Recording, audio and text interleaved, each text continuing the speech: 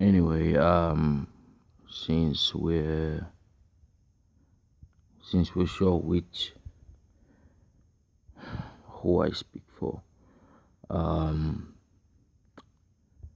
ISIL ISIL is just one of the enemies of terror that has to be dealt with, and they have to be dealt with as a stage one precaution in the war uh, against terror. It's the war against terror, not a war against Islam, as most would want it to be said, because they have no real world exposure.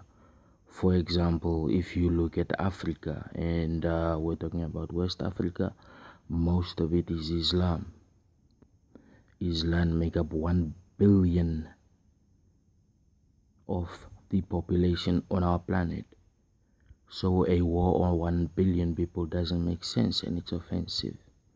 So this is the other stage that I am trying to lobby to all of my colleagues, at least to be considered later on, and with the same veracity, and that is Boko Haram. The Save the Girl initiative died down because the interest of most of the Western countries did not coincide with the taking down of Boko Haram. And one more thing is, it was surprising just how much firepower and funding they happen to have. They are much better funded than ISIL. They have a bigger radical army, and their ability to recruit people is relatively easy because of the tribal disputes that are going on. So it makes it more difficult because it isn't a religious um, turmoil. There isn't any religious indoctrination being used. And in future, this is something that I'm going to push eventually when I get there, because Boko Haram is one of the uh, second frontiers to us eventually striving for peace. After the work that I did with the UN, where I was lobbying and lobbying and lobbying until eventually a lot of UN soldiers were able to actually get to the Sudanese kids, and a lot of kids dropped their weapons and decided to go to school. This was momentous.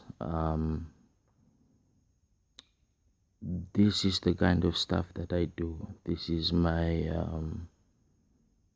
it's my life's passion, I guess. I wasn't enabled because of the country where I lived. I live at the time, for the time being anyway. But I found out mechanisms that I could lend a hand, put in strategies, and have them thought out. And I'm just really glad to collaborate with a lot of people. I don't want to name everybody because there are a lot of people that we're collaborating with. It's huge and it is global. And of course, I intend to reward the people that support this cause somehow. Uh, there's a lot of, where is the money, where is the income, and so forth. But the resources used, it will surprise a lot of people. But that's it for me. It wasn't ever about money. I don't know. Um, I mean, if it was about money, then that's easy. I don't have difficulty knowing how to make money, but making money for the right reasons and making money, helping people make money for the right reasons. That's what I'm about. That's what information redistribution used to be about. Um, so I just hope information redistribution is taken up by someone who has as much dedication and passion as I do. I used to go 21 hours, 22 hours, on this, and just basically doing things in the background because credit for what? But yeah, now I'm going to look. I think it's just that one last thing that I have to do, and that is to lobby to finally free the Nigerian women and girls, because they are the ones that suffer the most from Boko Haram. But the thing is, I understand Boko Haram more than most would. Um, they are not as evil and bad as they are put out to be, as some extremist Islamic group. They are more like liberation fighters in respect to their tribal conflicts. So that will be put down, and ISIL will fall. Most people don't believe that ISIL will fall because people don't understand that the mercenaries that are ISIL, they also have lives. They are not a group of suicidal bombers.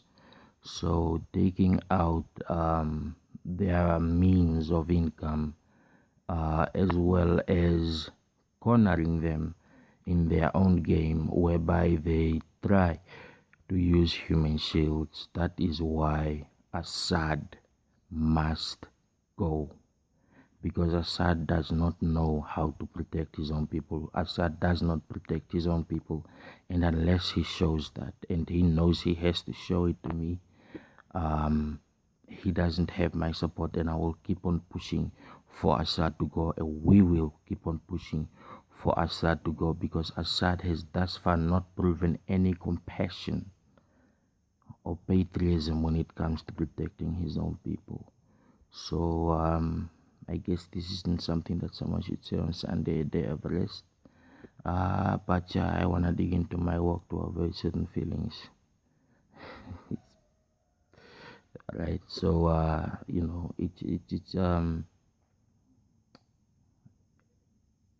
it's going to be a much more detailed description of what I have to say about the different roles that I feel are impeding, and about the truth that most don't want to say. And all of our correspondents, I would like you to help us today. And let's not forget, today is it for menstrual? I think it's the day of menstrual cycles. I'm not sure. But yeah, this is vital. It was going to be part of my 16th day of Orange until I was in the car crash. But yeah, good morning. And as information distribution is about to end, I guess I'm going to put out a bit more videos than I used to again.